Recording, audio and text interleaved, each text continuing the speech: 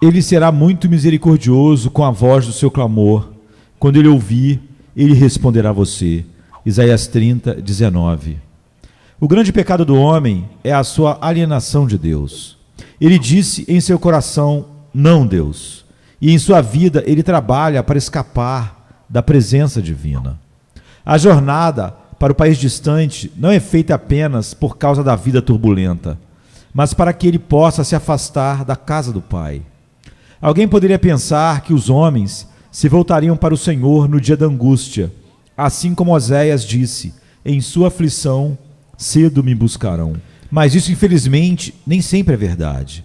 Não é verdade e sinceridade, pois muitas vezes o pecador segue o exemplo de Acais, de quem está escrito, no tempo de sua angústia, ele transgrediu ainda mais o Senhor. Este é o rei Acais.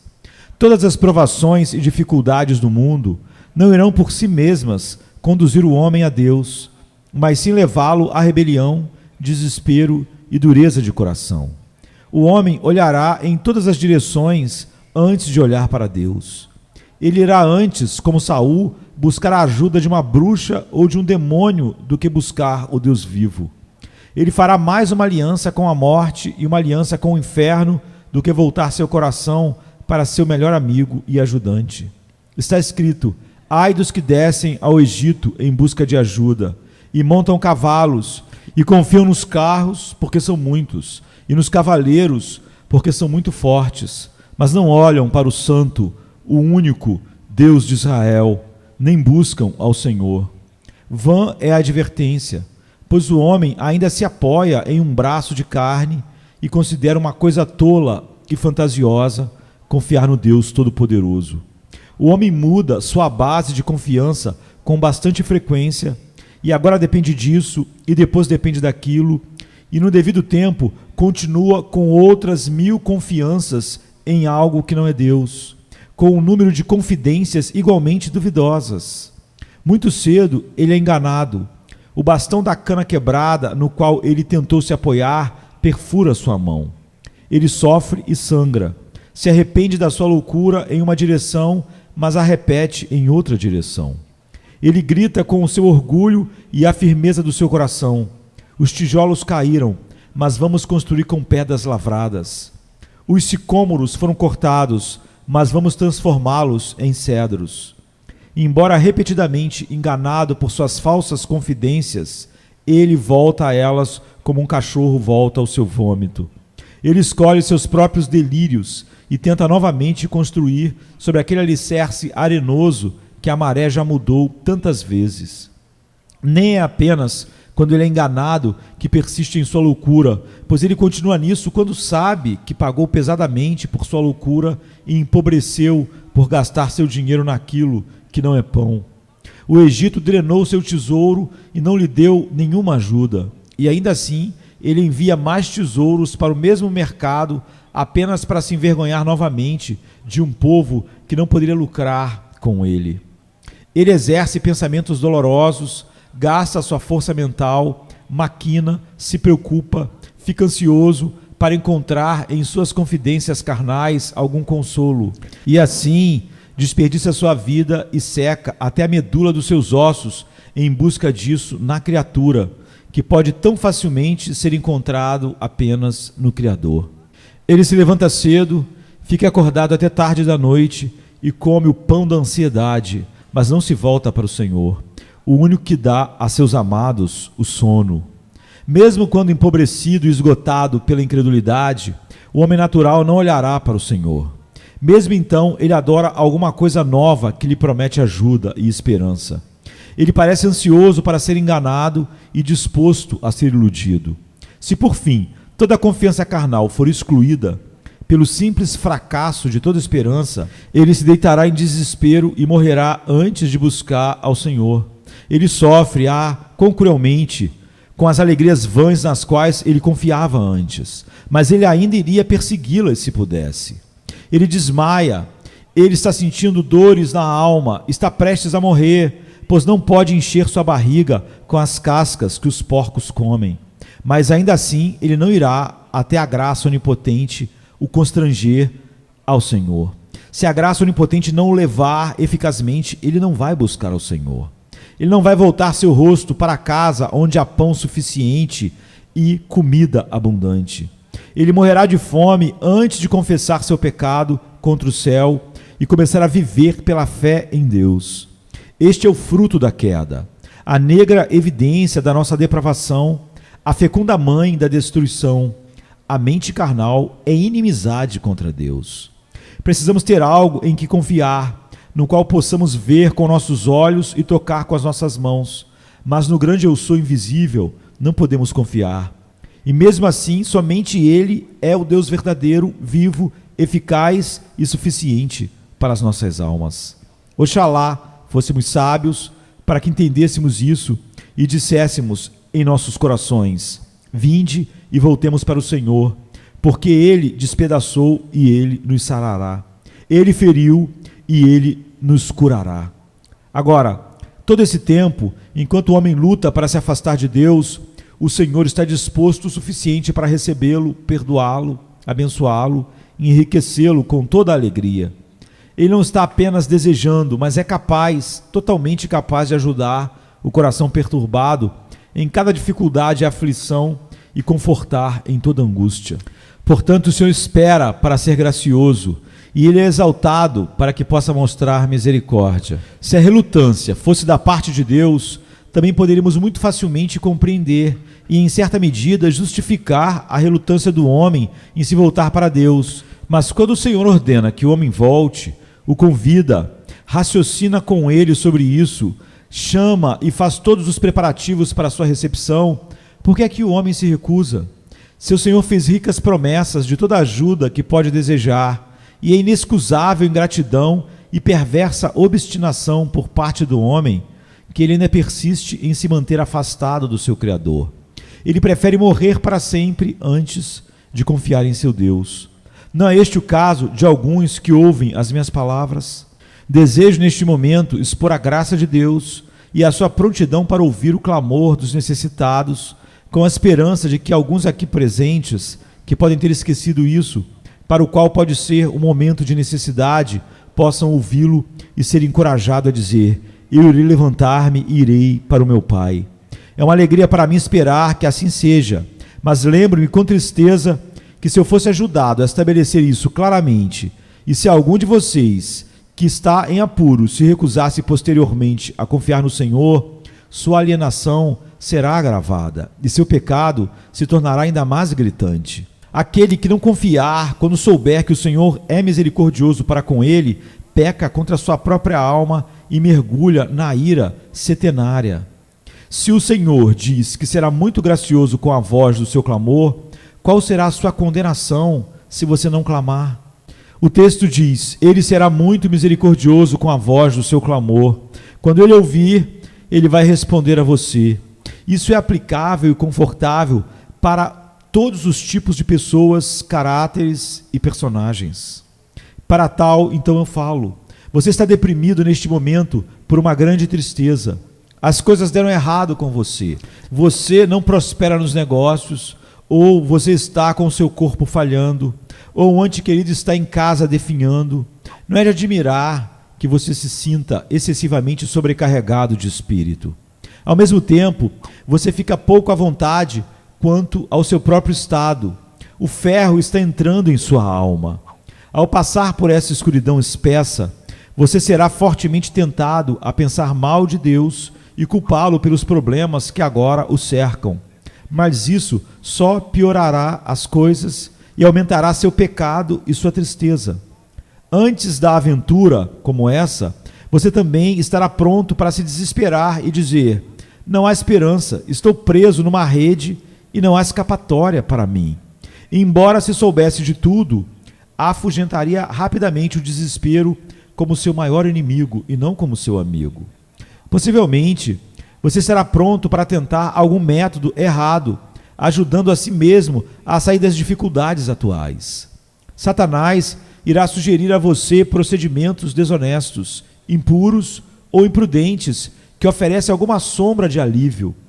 Nenhum pecado pode realmente aliviar aquilo que você está experimentando. Este é o seu perigo neste momento. E por piedade para com você, o Senhor nos manda garantir que há um caminho muito mais sábio aberto para você, a saber, voltar-se para Ele, pois Ele será muito gracioso com a voz do seu clamor, e quando Ele ouvir, Ele responderá a você.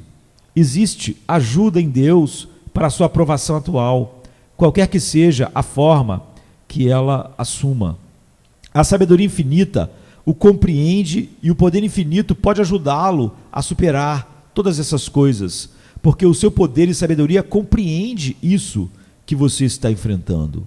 Deus pode remover de você o que você está sofrendo, ou Ele pode prevenir a ocorrência daquilo que você teme, ou, se em sua sabedoria divina Ele achar adequado colocar a vara sobre você, Ele pode capacitá-lo a suportá-la e torná-lo para o seu bem eterno.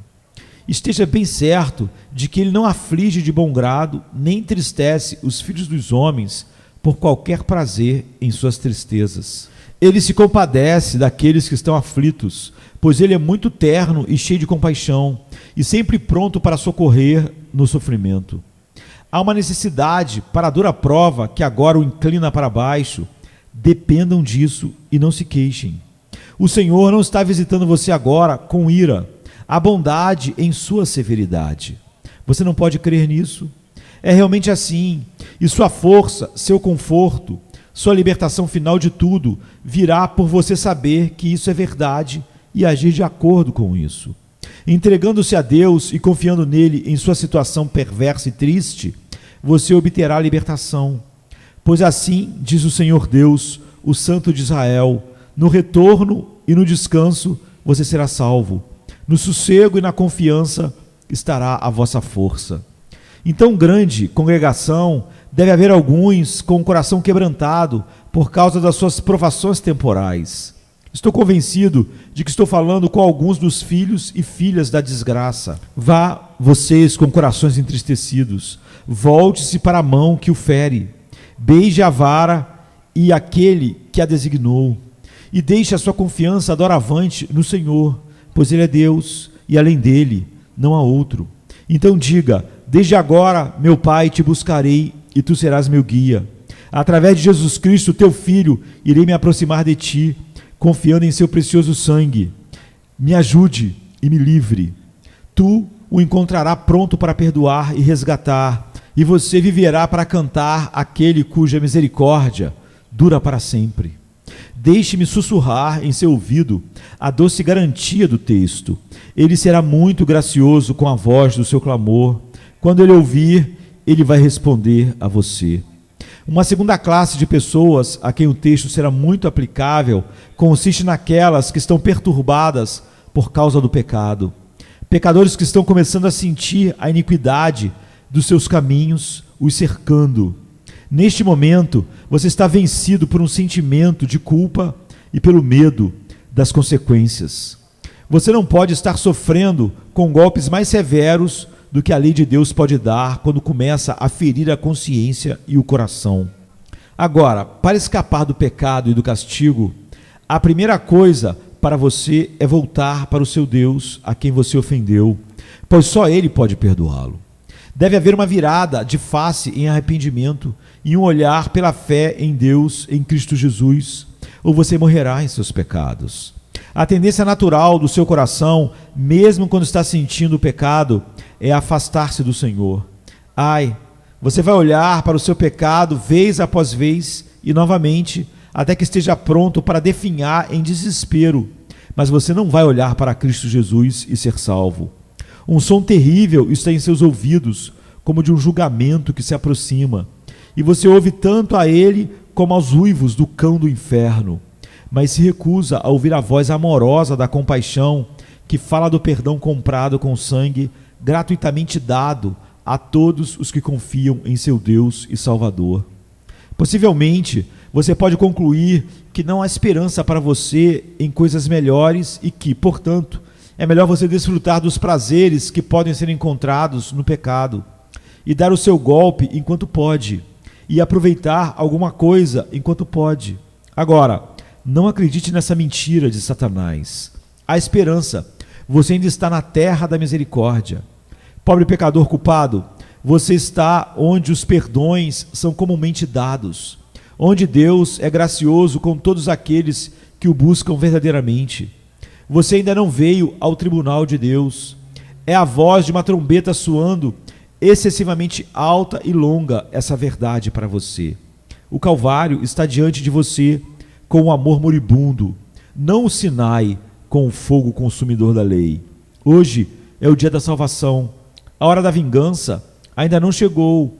Deus não deseja a sua morte, nem se deleita com a sua perdição, mas te chama para que você volte para Ele e viva através do meu chamado, que é um chamado geral. Eu oro para que o Espírito Santo faça um chamado eficaz, pois Ele se deleita na misericórdia.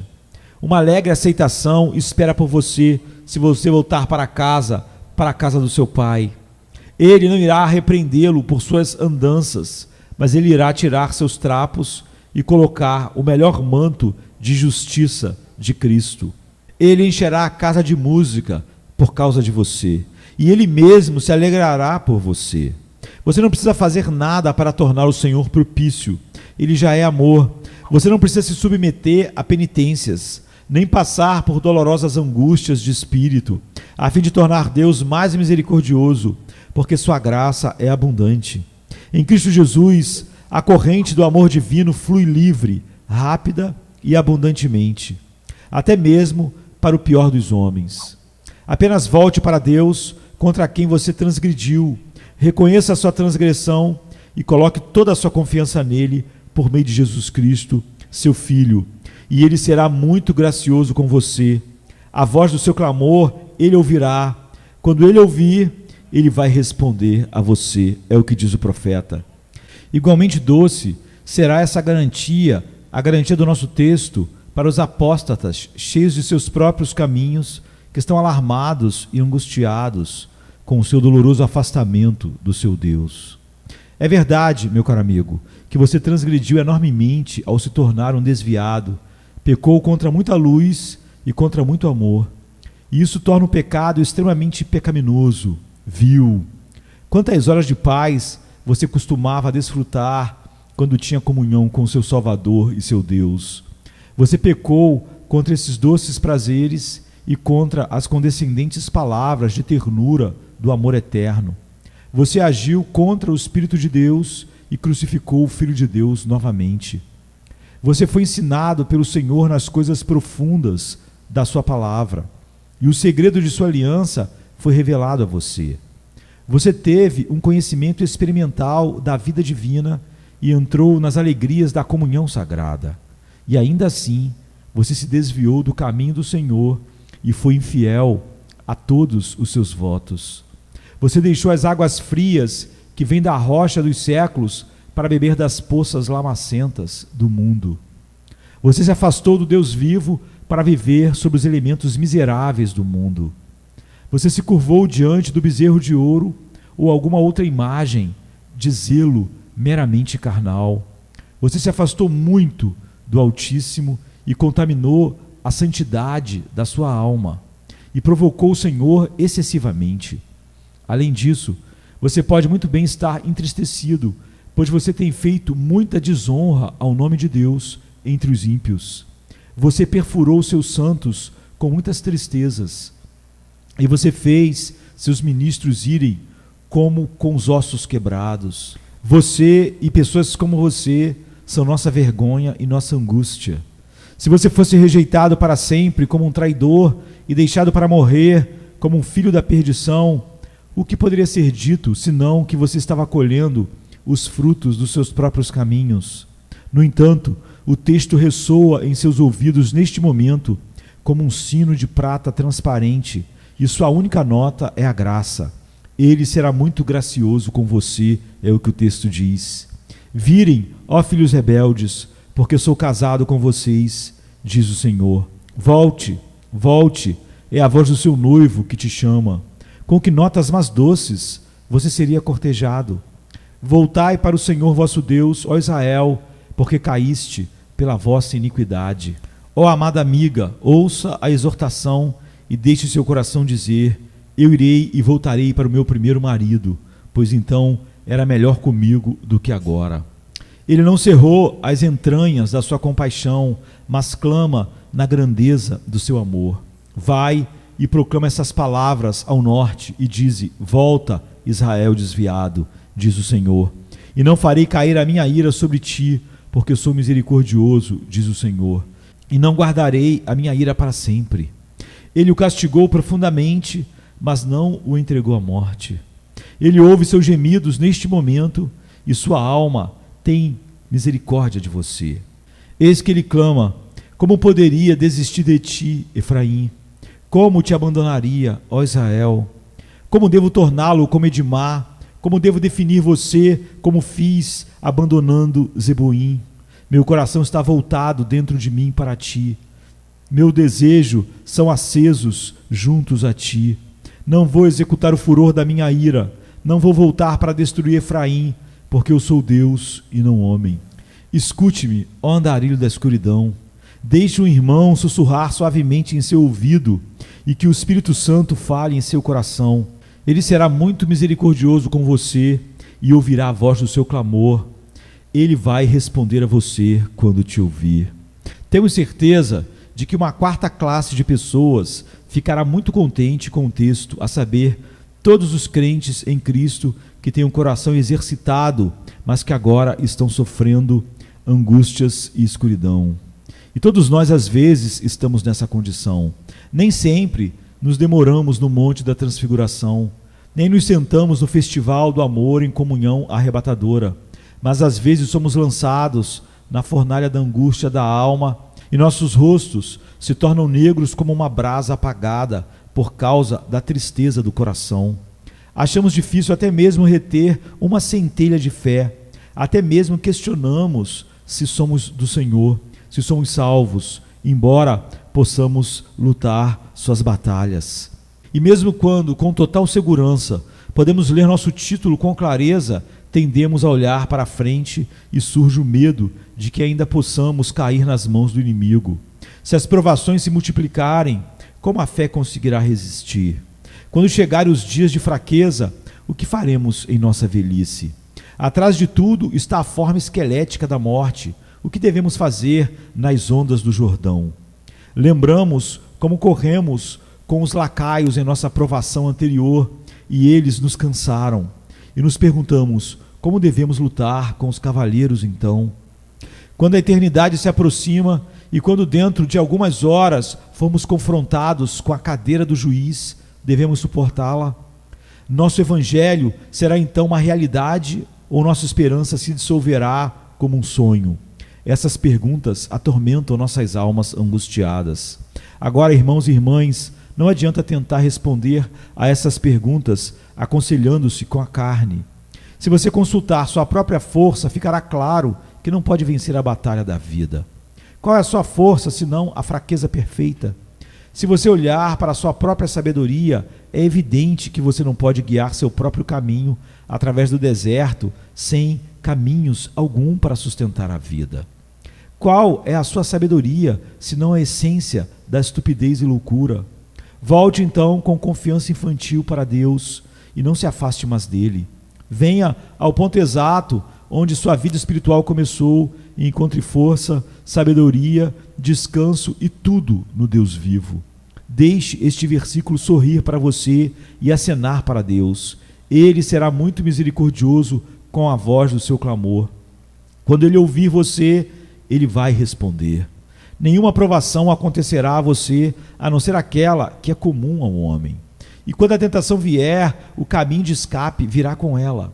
O fardo sempre encontrará suas costas fortalecidas para suportá-lo, ou então, se suas costas estiverem fracas, o fardo não será colocado sobre você. Toda a sua história futura, embora desconhecida para você, está espalhada como um mapa diante dos olhos do seu grande líder e guia. Siga aonde Jesus o levar e saiba que ele não pode abandoná-lo. Ele fará com que você se deite em pastos verdes e sua bondade e misericórdia o seguirão todos os dias da sua vida. Não se preocupe com nada, ore por tudo.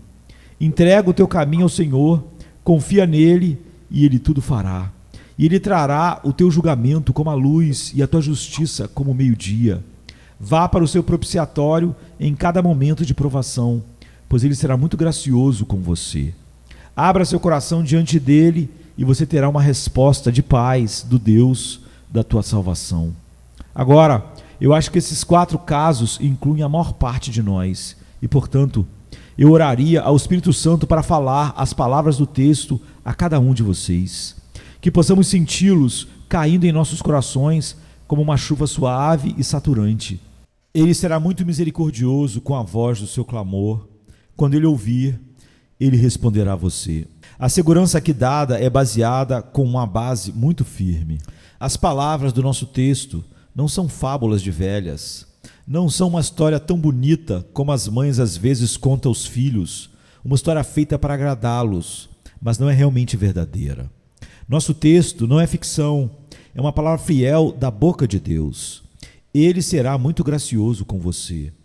Qual é então a base dessa garantia? Primeiro, eu diria, a base do nosso conforto é encontrada na promessa clara de Deus, conforme dada no texto, e em muitas declarações semelhantes que estão espalhadas por todas as Escrituras. Repeti esse texto muitas vezes em meu sermão, porque é muito melhor do que qualquer coisa que possa ser falada pelo homem. Deixe-me ler de novo.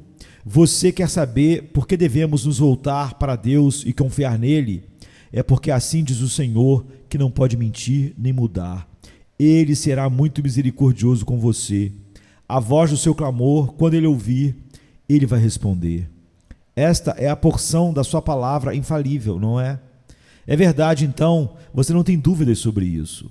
Vem então com sua Bíblia aberta, coloque o seu dedo sobre as palavras e diga: eu acredito que Deus está aqui declarando sua prontidão para ser muito gracioso comigo e ouvir minha oração.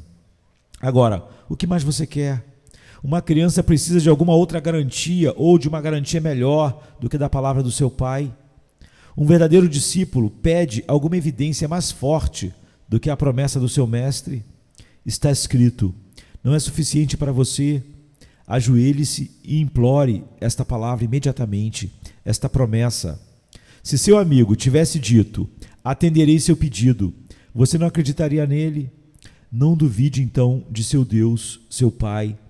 Ele nunca lhe deu motivo para desconfiar de sua palavra. Não são todas as suas promessas fiéis? Vem então, a garantia está bem fundamentada.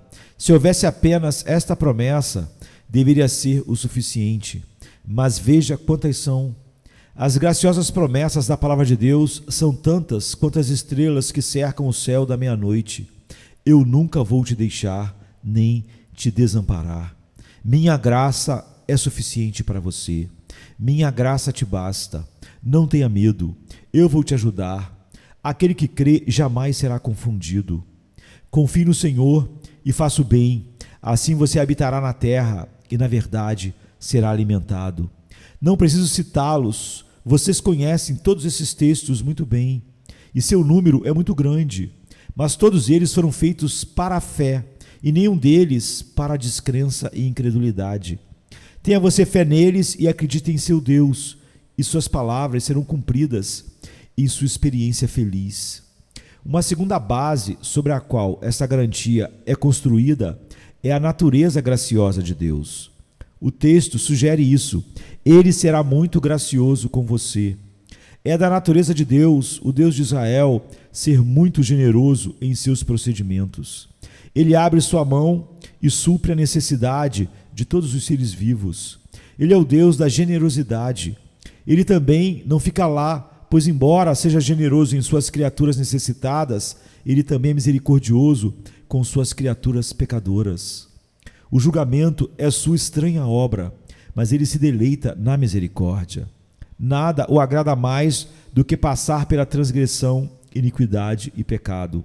Para condescender com seu atributo de misericórdia, ele sacrificou o querido da sua alma, sim, seu Filho Jesus. Ele amou seu Filho, mas ele amou sua misericórdia tão grandemente.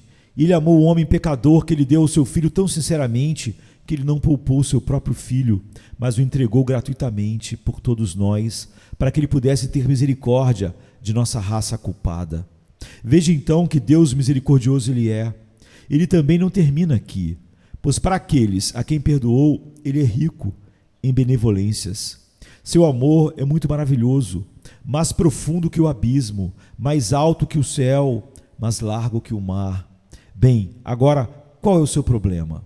Confie em seu misericordioso Deus para ajudá-lo. Qual é o seu pecado? Confie em seu misericordioso Deus para perdoá-lo. Quais são os seus retrocessos? Confie em seu misericordioso Deus para restaurá-lo. Quais são as provações que você está esperando? Confie em seu misericordioso Deus para ajudá-lo. Se ele fosse um tirano, você poderia muito bem fugir dele. Mas como sua misericórdia dura para sempre, será sua sabedoria voltar-se para ele. Venha, vamos todos juntos, por um ato de fé neste momento, e nos lancemos aos pés de Jeová. E embora não o vejamos, mas vamos agora confiar nele, como se revelou em Cristo Jesus. Assim teremos paz com ele e paz nele, e assim nos sobrevirá o bem. É certo, pelo caráter de Deus, que é abundante em amor, graça e misericórdia, que ele será gracioso com aqueles que o buscam. Busquemo-lo imediatamente, cada um de nós. O texto não diz ele será gracioso, mas ele será muito gracioso. Gosto de ver a graça assim decorada com palavras expressivas. Refrigera minha alma, refrigera minha mente pensar que, muito frequentemente, quando lemos sobre a misericórdia de Deus nas Escrituras, há alguma palavra que insinua sua grandeza, sua franqueza ou sua excelência. Deus que é rico em misericórdia. Tu, Senhor, és abundante em misericórdia. O Senhor é bom, sua misericórdia é eterna. A eterna misericórdia do nosso Deus, sua misericórdia dura para sempre. Sua misericordiosa bondade é grande para conosco. De acordo com sua abundante misericórdia, ele nos gerou novamente para uma esperança viva. De acordo com a multiplicidade de suas ternas misericórdias. Veja que grandes palavras acompanham a menção da misericórdia do Senhor. Não há medo de exagerar, pois toda linguagem é insuficiente. No texto, temos a palavra muito. Ele será muito gracioso com você. Você precisa de um conforto especial, você deve tê-lo. Você precisa de uma grande ajuda, você deve tê-la. Venha, seu pecador cruel, há perdão abundante para você. Venha você, aflito, aqui está um rico consolo. Venha, vagabundo cansado, aqui está a restauração completa. Venha, você empobrecido e necessitado, aqui estão os suprimentos de abundância. Como dizem os versos, rios de amor e misericórdia aqui estão. Em um rico oceano junta-se a salvação, flui em abundância, como torrentes de leite e vinho. A certeza do texto está fundamentada na natureza misericordiosa de Deus e pode ser invocada sem hesitação. E em seguida é baseado no grande fato da prevalência da oração. Ele será muito gracioso com você ao ouvir sua voz. Não é surpreendente que Deus permita que os homens orem? É mais surpreendente que eles não orem quando Ele permite. É maravilhoso que Deus dê ouvidos à voz de um homem.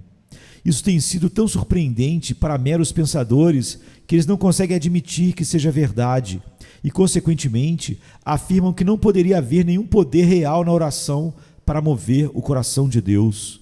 Não me surpreende que eles tenham pensado assim, pois, embora essa verdade surpreendente não seja contrária à razão, certamente está muito acima da razão.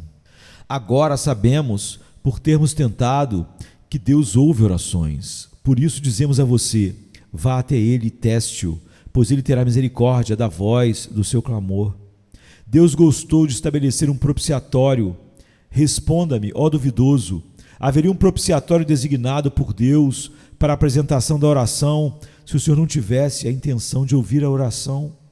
Ele aspergiu aquele propiciatório com o sangue do seu Filho unigênito, para que, por meio dessa expiação, o culpado pudesse se aproximar dele. Ele derramaria aquele sangue incomparável e, ainda assim, rejeitaria o pecador que confia nele. Além de tudo isso, ele prometeu dar o Espírito Santo para auxiliar na oração, ajudando nossas enfermidades, porque não sabemos o que devemos orar como devemos. Ele daria aquele Espírito Santo e ainda permitiria que a oração fosse ineficaz? Não é concebível. É uma alegria para Deus ouvir os clamores de suas criaturas. Sua voz pode estar muito rachada e desarmônica, e sua oração pode ser como o choro de uma criança, ou como o choro de um pássaro selvagem em seu ninho quando está com fome. Mas aquele que ouve os corvos quando eles choram, ouvirá sua oração também. Suas declarações inarticuladas e desconcertantes. Portanto, abra o seu coração diante dele. Ele responderá a você também, e muito rapidamente, quando ele ouvir a sua oração, o texto diz, ele responderá. Ele não disse, antes que chamem, atenderei, e enquanto eles ainda estiverem falando, ouvirei? Onde a verdadeira oração por graça no coração, a oração é ouvida antes de ser oferecida, pois é a graça que nos faz orar dessa maneira. Quem pede graça com sinceridade já a tem em alguma medida, ou então não estaria inclinado a pedir mais. Deixe isso nos encorajar, visto que Deus espera ser gracioso e, em maravilhosa condescendência, dotou a oração de tais privilégios em suas cortes sagradas. Quem entre nós não se voltará para Ele agora de todo o coração e clamará a Ele: meu Pai, salva-me e ajude-me agora. Estou implorando por meu Deus e sei que estou defendendo a melhor das causas, mas minha língua e minha mente falham no argumento. Não lamento, entretanto, muito minha falta de eloquência nesse assunto, pois é melhor que o tema pleiteie por si mesmo, que o Senhor, por seu Espírito eterno, faça a razoabilidade e a bem-aventurança da reivindicação de apelar para a sua consciência e seu coração. Em vez de buscar socorro em outro lugar, você pode agora voltar-se para o seu Deus em amorosa confiança. Se você exigisse uma confirmação adicional de sua fé, além das 3 verdades que coloquei diante de você, a saber, a própria promessa, a natureza de Deus e a eficácia da oração, eu poderia pedir a muitos nesta casa hoje que deem seu testemunho pessoal, pois essa verdade jamais falhou. Podemos falar positivamente, pois falamos a partir de uma verdadeira prova de fé e oração. Agora cheguei à meia-idade e, tendo conhecido o Senhor desde a minha juventude, posso falar com 28 anos de experiência. Por meio do favor de Deus, tenho levado uma vida muito feliz pela fé em seu nome. Não passei sem muitas provações, doenças e dificuldades, e algumas delas estão diariamente comigo, mas em todas as coisas a fé me sustenta.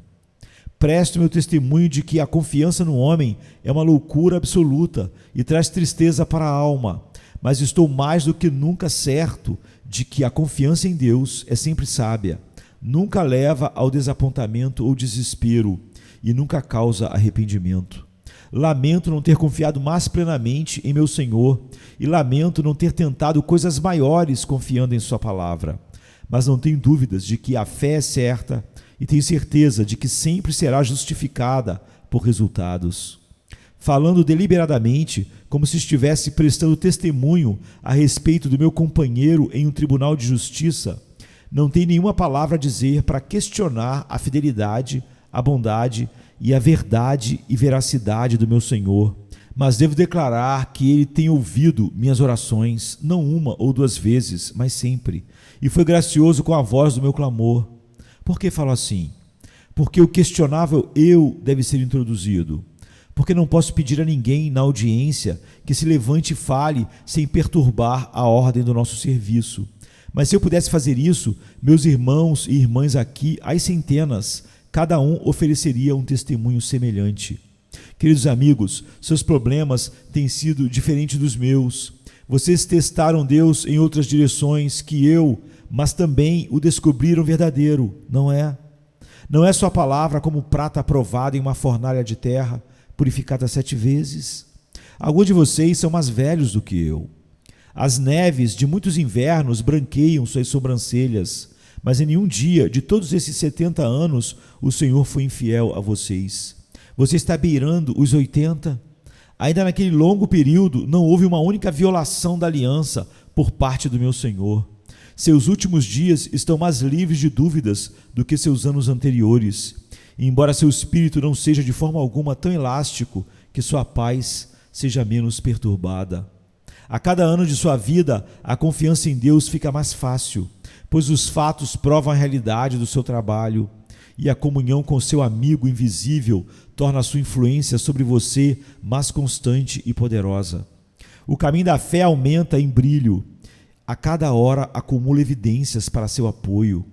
Conhecemos e estamos persuadidos do amor que Deus tem por nós. Em verdade, Ele é gracioso e inclina o seu ouvido ao seu povo. E trago vocês a mais uma observação. A garantia de que o texto está tão bem confirmado deve ser aceitado na prática de uma vez. Se Deus se compadece da voz do nosso clamor e, quando ouve, nos responde, renunciemos imediatamente a todas as confidências terrenas. Vamos contaminar a cobertura de qualquer ídolo e jogá-los fora e dizer à nossa falsa confiança: retira-te daqui. Temos feito isso, diz alguém. Faça de novo, irmão, pois a tendência do seu coração ainda é descansar naquilo que é visto e não no invisível Jeová. A idolatria está gravada em nossos corações. Expulse os ídolos mais uma vez. Infelizmente, alguns de vocês nunca fizeram isso. Sua esperança carnal ainda usurpa o lugar de Deus. Deixe-me colocar isso para você. Qual é a sua confiança para a vida? Todos vocês têm uma confiança ou outra. Qual é a sua, meu jovem? Qual é a sua confiança, ó homem de meia idade? Especialmente, ó barba grisalha, qual é a sua confiança agora? Você tem bons motivos para examiná-lo, pois logo você precisará dela e ai de você, se ela falhar. Qual é a sua confiança, meu irmão? É a sua riqueza, o seu dinheiro? É o seu forte senso comum? É a sua estrutura robusta? Aquele forte par de braços que até agora lhe permitiu conter a corrente? Em que você está confiando? Isso o apoiará na morte? Isso o manterá em uma boa posição na eternidade? Eu sei que não, se for algo aquém do amor de Deus em Cristo Jesus nosso Senhor. Venha, fujamos de toda a confiança da criatura como de uma coisa imunda, pois é vil ao último grau para uma criatura confiar em outra criatura e colocá-la no lugar do seu Criador. Abominemos essa confiança idólatra. Vamos evitá-la também como uma coisa vexatória e enganosa, pois é traiçoeiro como o mar liso e enganoso, e zomba de nós como a miragem do deserto zomba do viajante sedento. Vamos fugir da vã confiança em nós mesmos ou no homem, pois isso é uma coisa venenosa. A ardente serpente voadora do Egito não era mais mortal do que a confiança em um braço de carne.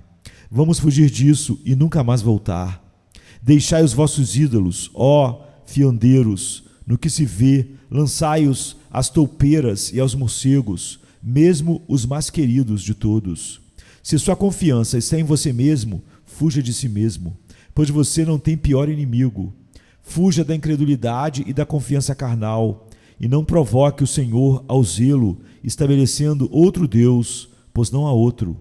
Uma vez eu falei, sim, 2 vezes eu ouvi isso, que o poder pertence a Deus.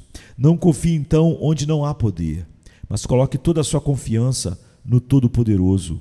Se isso for feito e você fugir de outros fundos, deixe-me elogiá-lo ao mesmo tempo por recusar o desespero.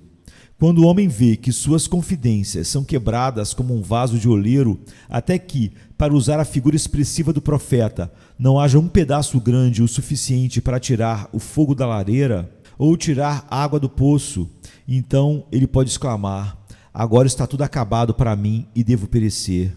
Você amava sua esposa, ela era o mundo inteiro para você, mas infelizmente ela está morta e você grita: deixe-me morrer também. Você abraçou sua riqueza e ela derreteu. Essa especulação o dissolveu e o deixou um mendigo. E agora você grita: vale a pena viver para quê? Cuidado com os pensamentos sombrios que pode atormentá-lo agora mesmo. Em seu pior momento, se Satanás sussurrar em seu ouvido uma sugestão sobre corda ou faca, ou tigela de veneno, ou riacho sombrio, fuja dele com toda a sua alma. Obedeça à palavra apostólica, não faça mal a si mesmo. Nada poderia ser pior para você do que infringir a lei que diz expressamente: você não deve cometer nenhum assassinato. A autodestruição, se feita por um homem em seus sentidos, é um desafio ousado a Deus e o selamento da sua condenação. Isso é pular de um problema medido para uma desgraça infinita cuja profundidade ninguém pode imaginar. Por que você deve fazer isso?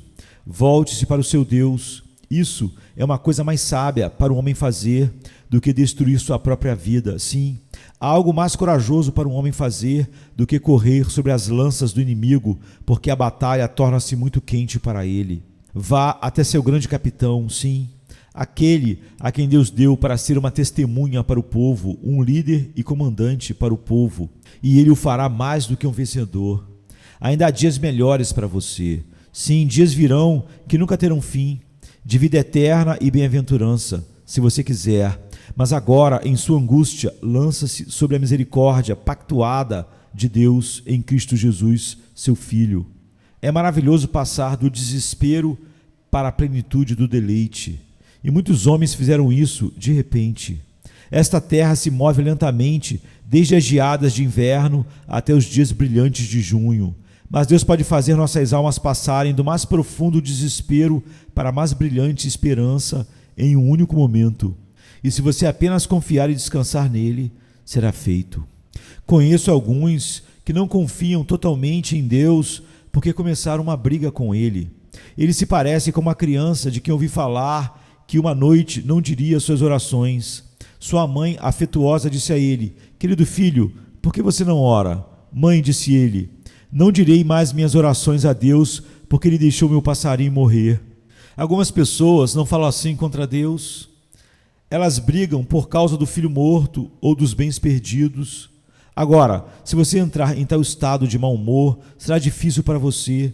Seria muito melhor se você se curvasse à decisão divina e acreditasse que Deus quer o seu bem. Acredite nas palavras do meu texto, que seu Espírito Santo o leve a acreditar neles. Ele será muito gracioso com você. A voz do seu clamor ele ouvirá.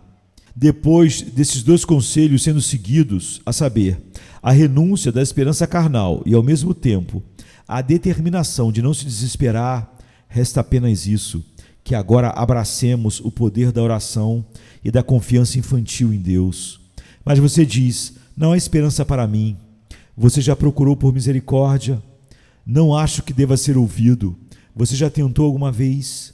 Querido coração, você já entrou em sua câmara e fechou a porta, abriu a palavra de Deus e descobriu uma promessa graciosa e então disse: "Senhor, cumpra essa promessa para mim. Pelo amor de Cristo, tenha misericórdia de mim. Eu confio em Ti e espero que Tu sejas gracioso comigo." Se algum de vocês tentou isso e falhou, por favor me avise, pois tenho o hábito de dizer continuamente que aquele que vem a Cristo, de maneira nenhuma o lançará fora. E eu não quero espalhar uma falsidade. Se você descobrir que Jesus o expulsa, diga-me, pois não gostaria de sair por aí contando mentiras. Eu perguntei a outros e tentei por mim mesmo, mas nunca encontrei nenhuma exceção à regra. Quem crê nele não se envergonhará, nem será confundido. Nem naquela outra regra: todo aquele que pede recebe, e quem busca encontra, e ao que bate será aberto. Se posso ter evidências verdadeiras e certas de que Deus não honra a fé e não ouve orações, devo revisar minhas convicções, contradizer minhas declarações e descrer de minha própria consciência. Você já tentou a oração da fé? A maioria das pessoas que não creem na Bíblia nunca a leu com cuidado e atenção. Aqueles que duvidam da fidelidade de Deus nunca a experimentaram. E aqueles que desistem da oração nunca a praticaram. Mas veja, estou falando de oração verdadeira, não de repetir certas palavras boas. Não estou falando de oração formal, mas de ir com o coração ao Deus invisível e dizer a Ele o que você sente e o que deseja, e confiar que Ele suprirá seus desejos e o ajudará. Você já fez isso? Vá e experimente a oração imediatamente, eu imploro. Espírito Divino, ajude essas pobres almas a orar neste dia.